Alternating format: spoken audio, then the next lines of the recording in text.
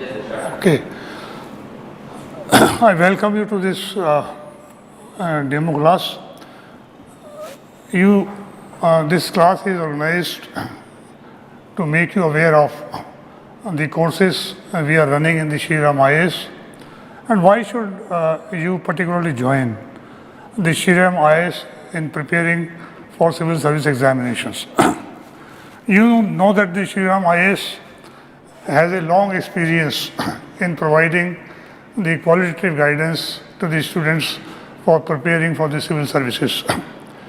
And the entry of the Shriram IAS in the field of civil service examination has actually made a qualitative difference in preparations for the civil services. We believe in quality, we provide the quality, and we expect the quality from the students also.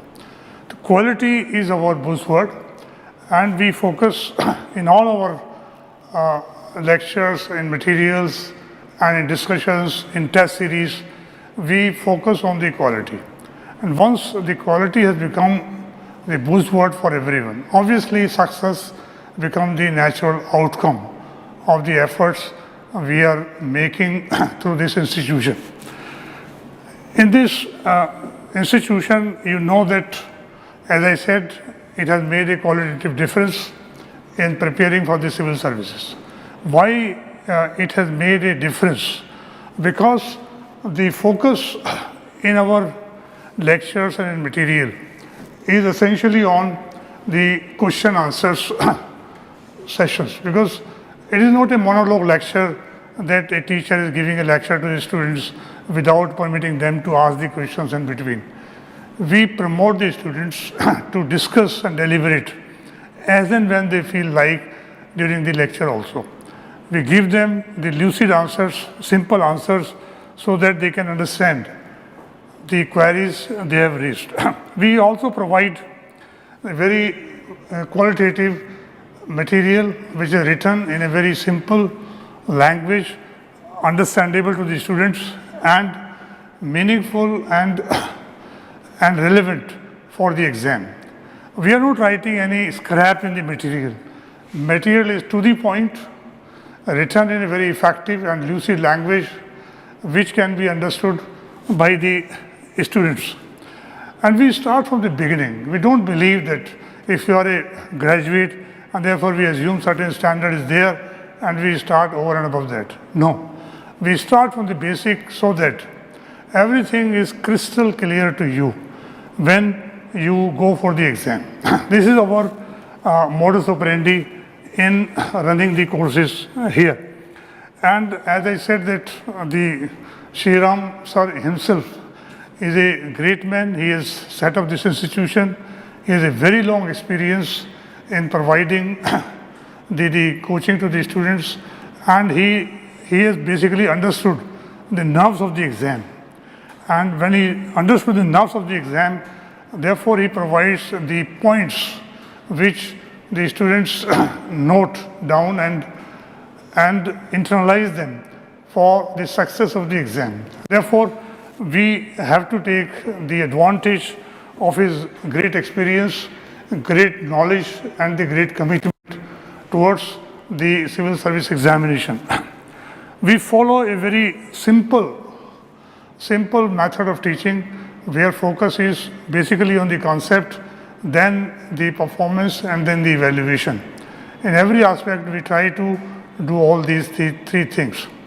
And for getting the response of the students and how the students are performing after the classes, we conduct the regular test in the classrooms.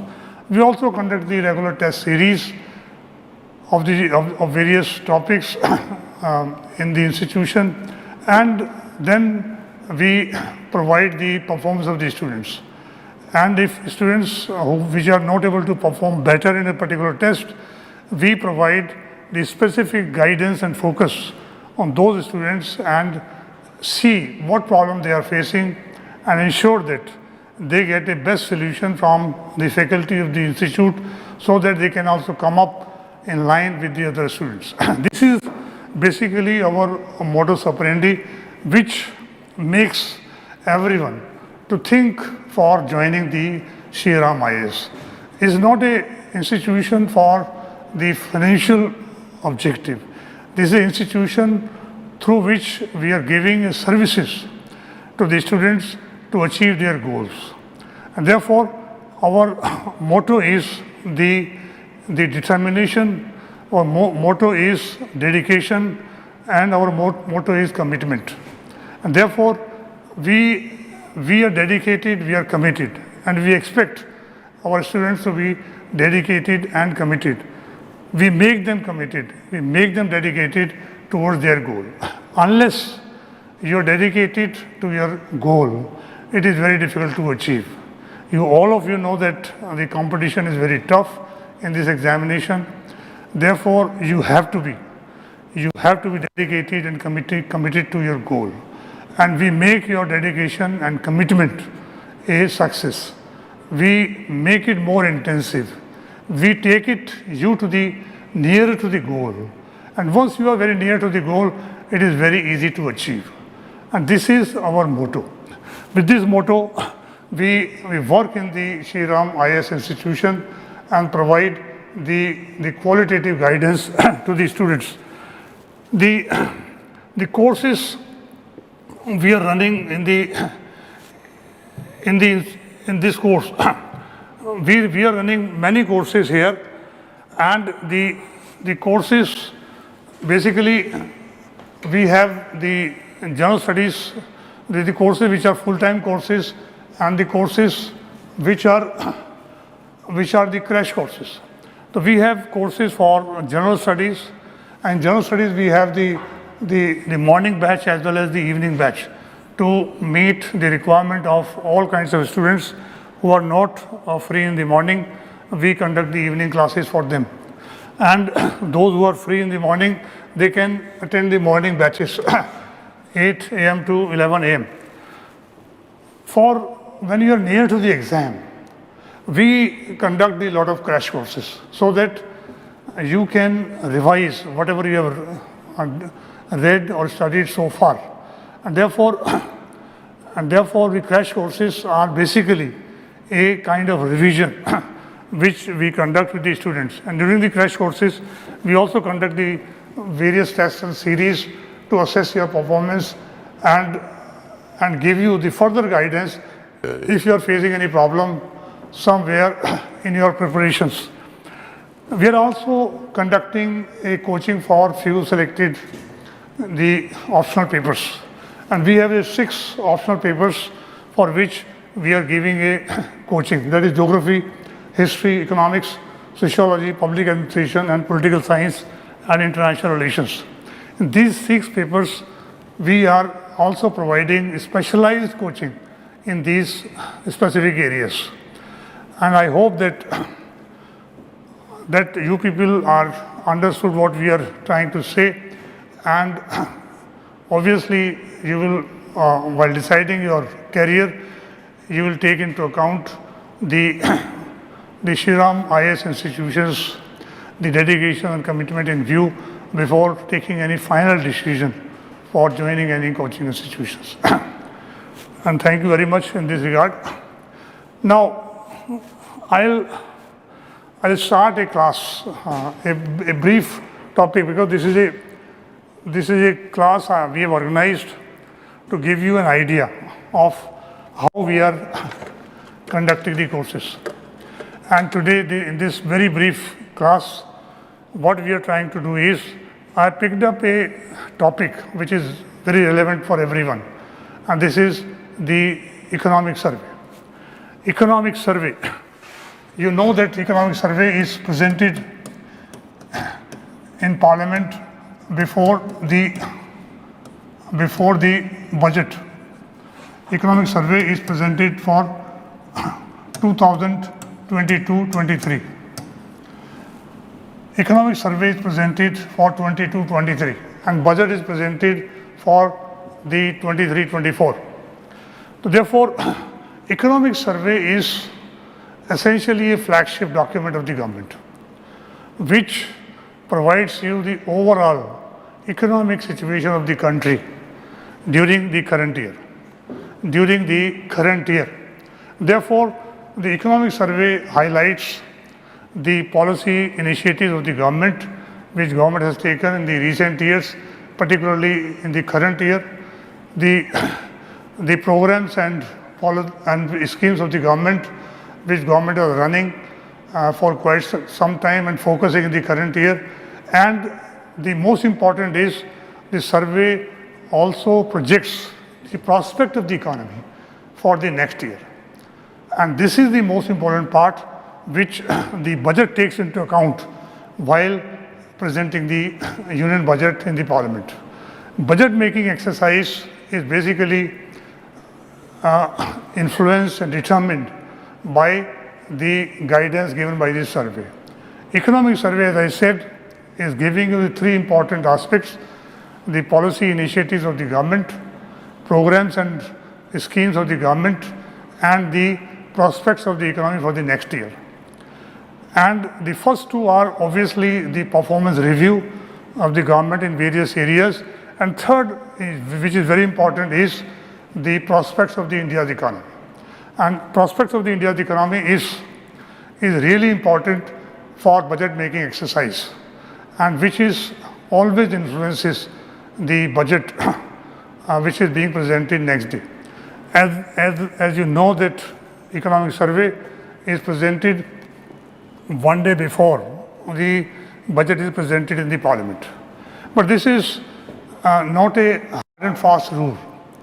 If you look at from 50-51 onwards, we find that from 50-51 to 64-65, the economic survey was presented as a part of the budget document. It was presented as a part of the budget document. It was not presented separately. But after 64-65 onwards, the economic survey is presented as a separate document, one day preceding the budget document, so that the members of parliament are aware of the economic situation of the country. Members of parliament are aware of the prospects of the economy for the current year. Member of parliament could correlate the prospect of the economy as projected by the economic survey and the provisions made in the budget corresponding to that. So therefore, this is a assisting document for the members of parliament, but over a period of time, the economic survey has become a very, very important document giving the overall view of the India's economy. And in this economic survey 22-23, I am going to discuss with you very briefly what kind of prospects this survey has made and how far these prospects are being translated into various actions in the budget. This is the thing you need to understand, and this is the area from where the many questions might come, both in the prelim as well as in the mains exam. So in today's lecture, I'll very briefly give you the strategy as envisaged by the economic survey for the next year. And as I said, the most important part of the budget is highlighting the prospects of India's economy. Prospects of India's economy for the next year. This is the area which the budget has highlighted. This is for 2023-24, and budget is presented for 23-24. And we'll see that how far the union budget has taken into account the projections made by the economic survey, and on what basis the survey has made the projections. These are also highlighted very briefly. So today I will just making you aware of the projections about the India's economy as envisaged in the economic survey 22-23, and what are the basic fundamental assumptions and postulates on which these prospects and projections are made. Clear? When we say prospects of India's economy, we normally prospects about the GDP growth. GDP growth. We first, the survey highlighted what is going to be the GDP growth for the next year and how it is going to perform over the next year in terms of GDP or GDP per capita growth. And once we know the GDP growth, we can disaggregate into the sectoral growth, say service sector, industrial sector and agricultural sector. In that detail, it's not possible for me to go today, but I'll just give you an idea about how the GDP growth is projected by the Economic Survey for 23-24. And we'll see the fundamental assumptions on which the projections of the Economic Survey are based upon. And you know that by definition, the GDP by on definition is defined as in terms of aggregate expenditure. In terms of aggregate expenditure, this is defined as, I hope everyone know about the definition of the GDP. Assuming that you know the definition of GDP, then we define the GDP in terms of the aggregate expenditure is the consumption expenditure C plus the investment expenditure, investment by the private sector, and G, the government expenditure plus exports minus imports. This is basically the definition of GDP.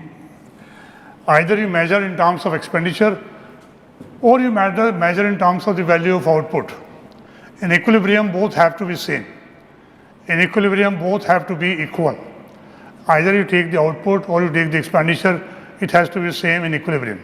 Assuming that they are equilibrium, in equilibrium we define this. Aggregate is, GDP is defined in these 5 components. I'll again repeat, C is the consumption of the household consumption, private consumption. I is the private investment. G is the government expenditure. X is the exports. M is the imports. M is the imports. And you see that this X minus M. X minus M is basically concerned with the external sector.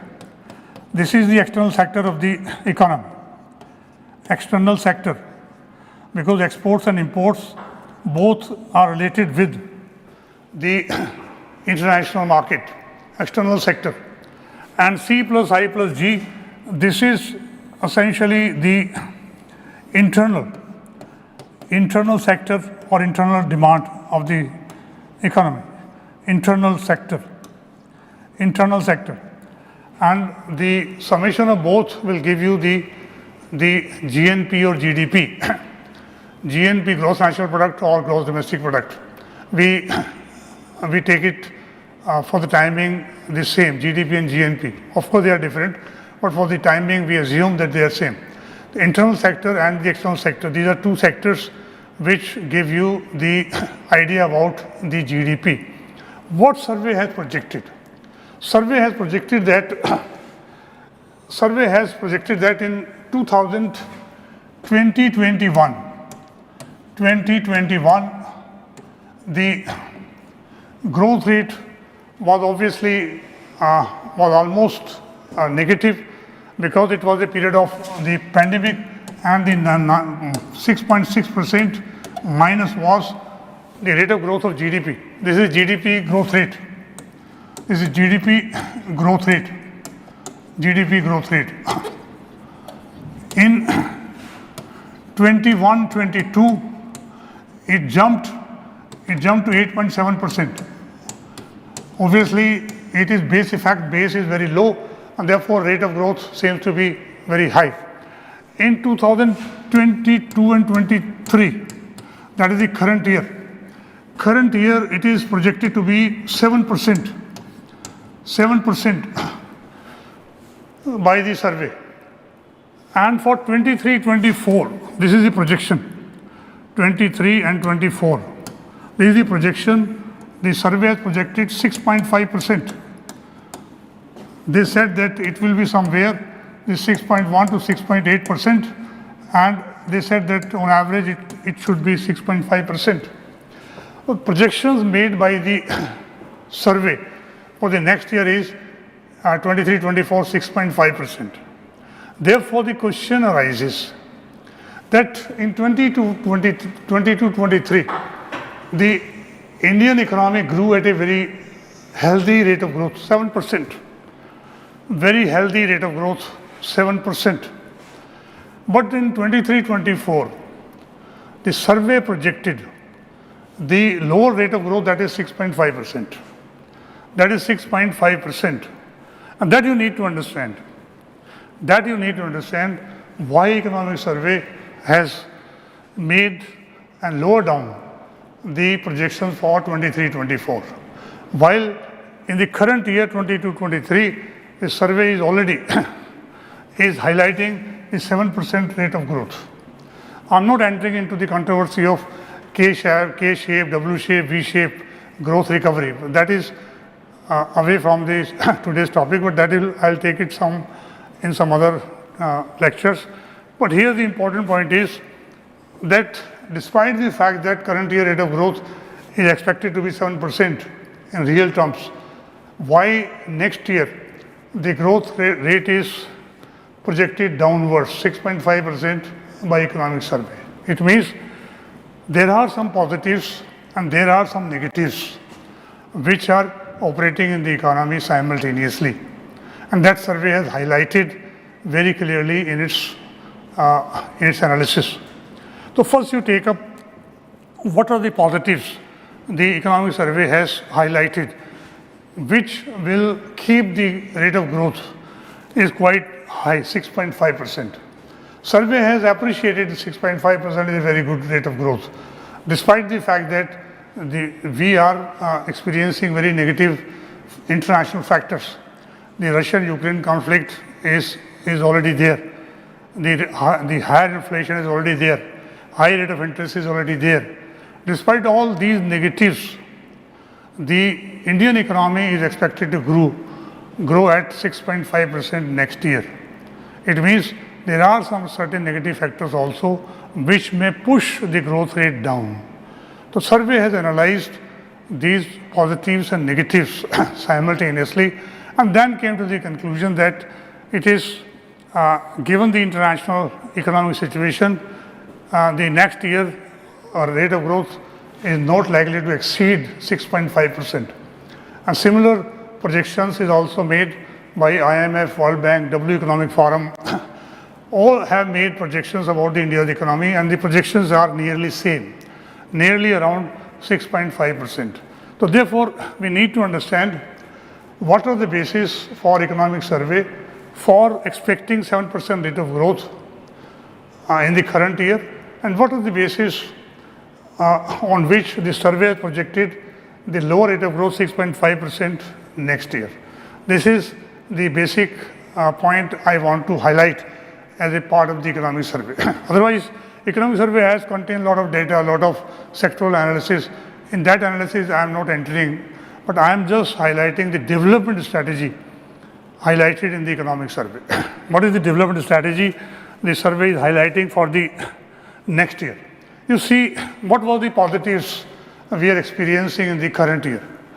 The positive points highlighted by the survey, which survey is expecting they will continue in the next year also. What is positives? Important positive area is obviously the consumption sentiments.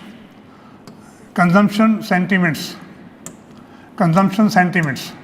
means the consumption sentiments started improving towards the third quarter of the current year or 22 or 23. Consumption sentiment means the household consumption demand. As I said that the GDP is defined in terms of C plus I plus G plus X minus M, and C is household consumption. The survey projected that the household consumption is started improving in the second half of the 22-23. Second half of the 22-23 means after September, October 22, the consumption demand started picking up in almost all the sectors. And consumption demand constitute around 57 to 58% of the GDP. 57-58% of the GDP is coming from the household consumption area. If household consumption is improving, then obviously GDP will improve. And this improvement has started coming from the third quarter of the last year, the 22-23. What is the basis for the survey in making this projection? Survey has pointed out that the RBI is conducting the consumer expectation survey almost every month for conducting their monetary policy committee meetings. And in the consumption expectation survey, they ask the consumers what is their prospect or what is their view about the prospect of India's economy for the next 3 months, 6 months, 1 year, 2 years, 3 years. And based on that consumption expectations, they published the field situation index or the actual consumption expectation index on the ground. And they found that from the last two consumption expectation surveys, the household has started projecting the good prospects of India's economy. And therefore, the survey has assumed that consumption sentiments are going to improve in the next year also. It will continue to improve next year also. And therefore, they made it one of the bases. The second argument the survey has given for improvement in the consumption sentiments is the real estate market. They said that real estate market has started improving from the second half of the last year, and the inventory of the dwelling units started falling. Demand for the new units started rising, and you see that when the real estate started improving, then obviously overall economy started improving. Why? Because the housing sector or real estate sector has the forward and backward linkages with around 66 sectors of the economy. If real estate sector improves, all the sectors having the forward and backward linkages with it, they will also improve. And they will contain the all manufacturing sector and the other industrial sectors or the service sectors. And if all these sectors will improve, that will have a positive impact on the economy. Therefore, the first basis of projecting the good GDP growth in the current year was basically the positive consumption sentiments which started coming up from the second half of the 22-23. The second important area they have highlighted is the government expenditure, capital expenditure by the government. Capital expenditure by the government. Capital expenditure by the government. Government has launched or has in fact adopted the strategy of accelerating the growth via capital expenditure. This is the idea of the government which they have basically put into action, that is accelerating the growth via capital expenditure. Last year government has put 7.5 lakh crores in the infrastructure investment, which is almost double from the previous year. Earlier it was only 3.5, 3.7 lakh crores. Last year government has injected into the economy 7.5 lakh crores in the economy. And it is expected that once the government capital expenditure rises, it will crowd in the private investment. It will crowd in the private investment. Private investment will come forward in the economy. When government expenditure is taking place, obviously private investment will come forward to complement the government expenditure. And therefore the C and I and G, that is internal sector, that is the internal sector is improving over a period of time. Is improving over a period of time. C plus I plus G. It means the internal demand of the economy is providing a push to the growth. Is providing a push to the growth in the current year. And survey project that it is likely to continue in the next year also. It is likely to continue in the next year also. But as far as the X minus M is concerned, as far as the export minus import is concerned, X minus M, exports were very buoyant in the economy in the first half of the 22-23.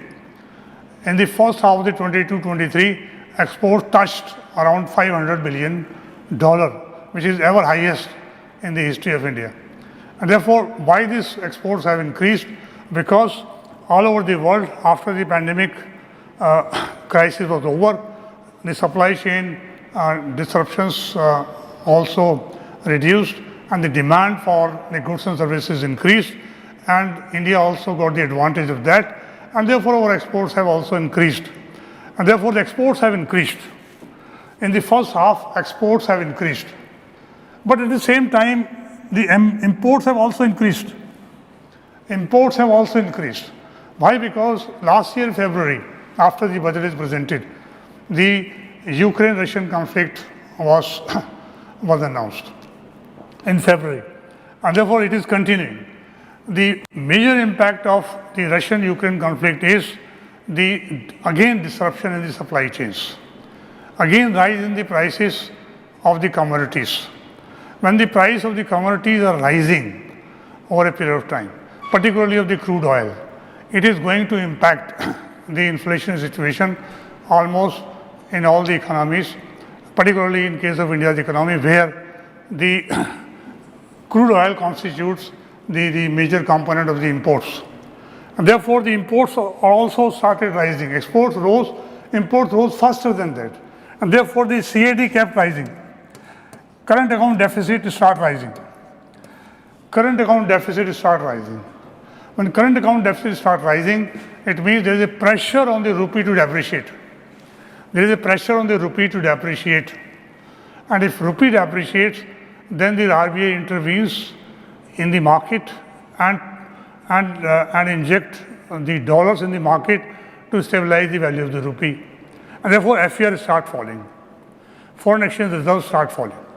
Therefore, the X minus M, which is a part of the GNP of the country, is not providing a push to the growth.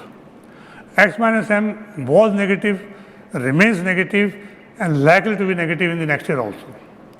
And therefore, the push up to the growth is likely to come from the internal sector, that is C plus I plus G. And this is what the survey has projected. And therefore, survey has advised that next year also, if government continue to invest heavily in the infrastructure, the growth momentum will be maintained.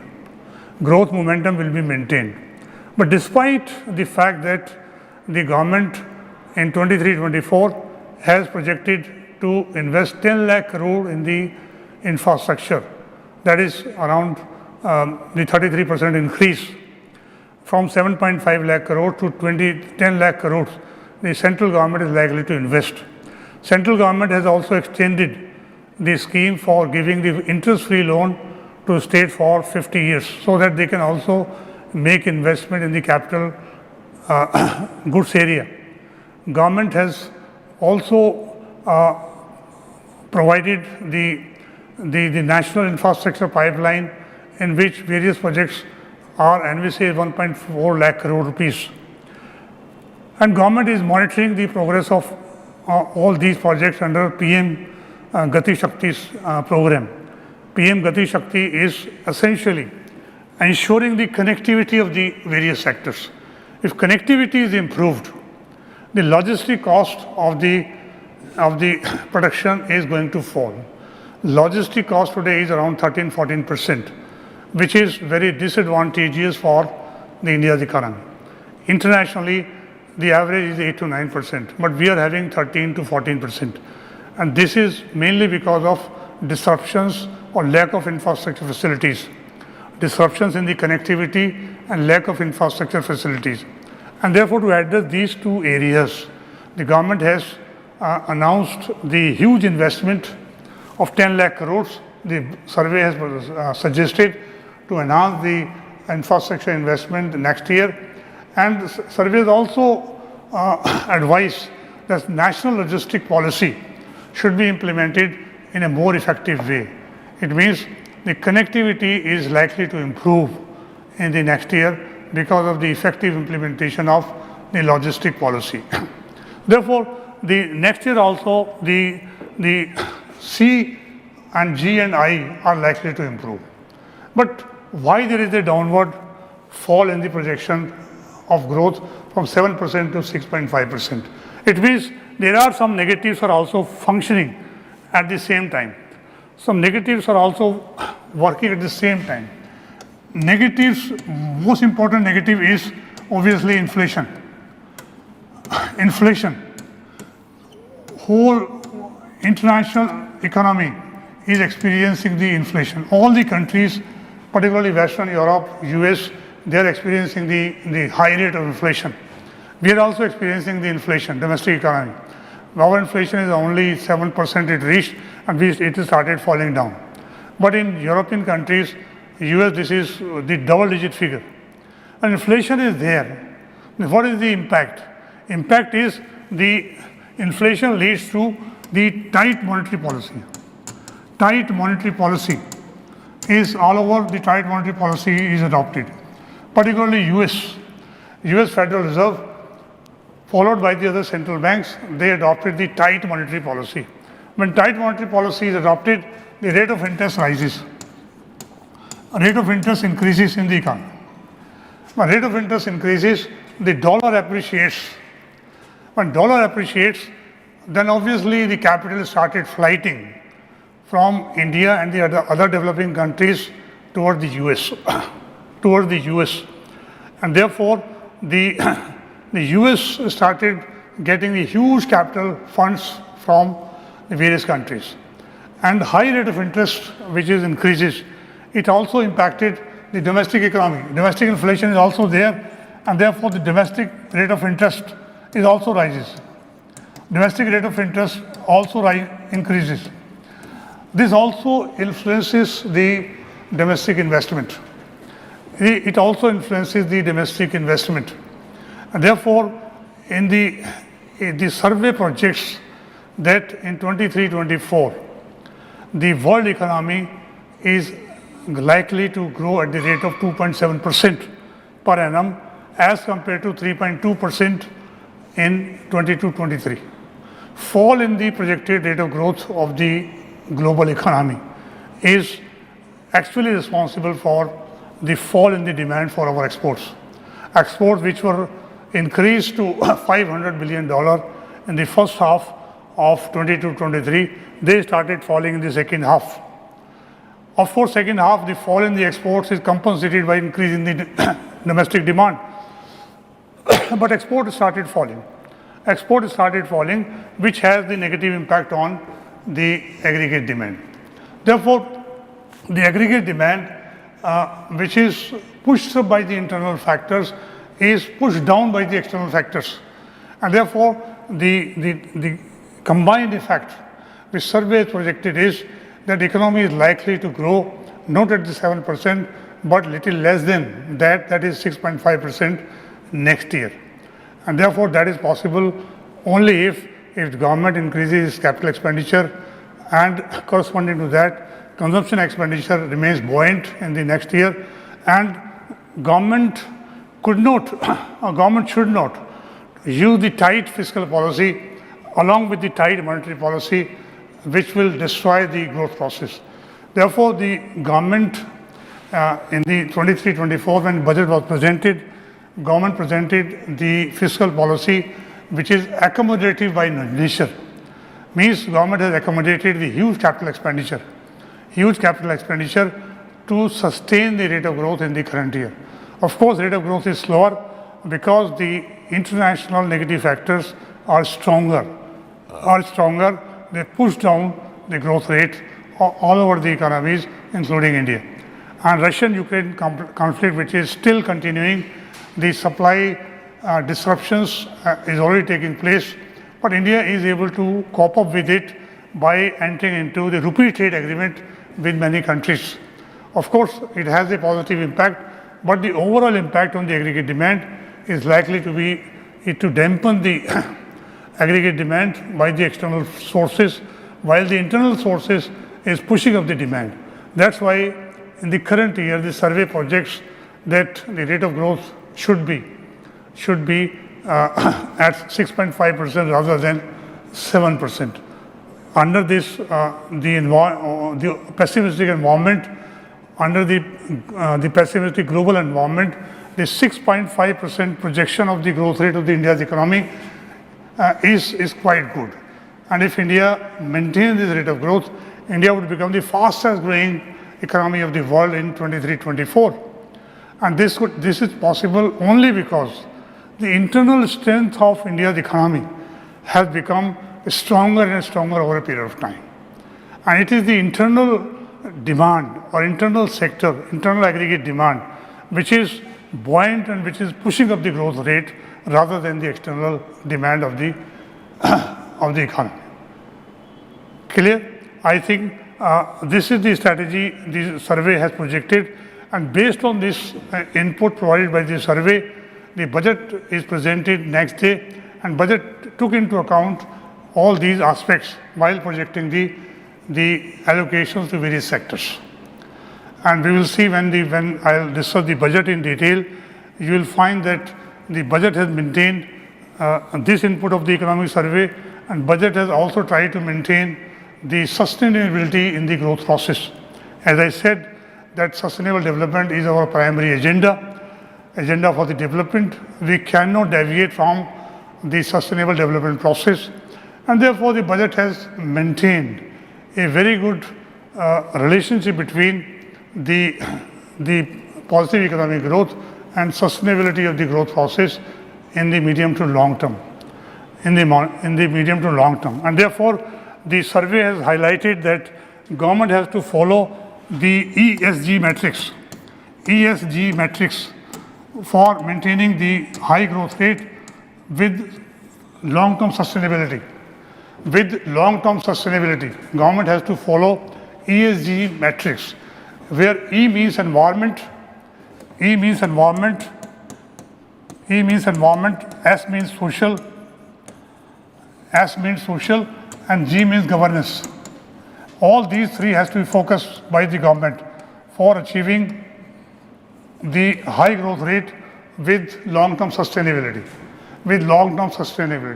And how the budget has accommodated all these inputs from survey to maintain the sustainable development in the long run, that I think we shall be discussing in some future class, which I'll be taking on the union budget. Thank you very much.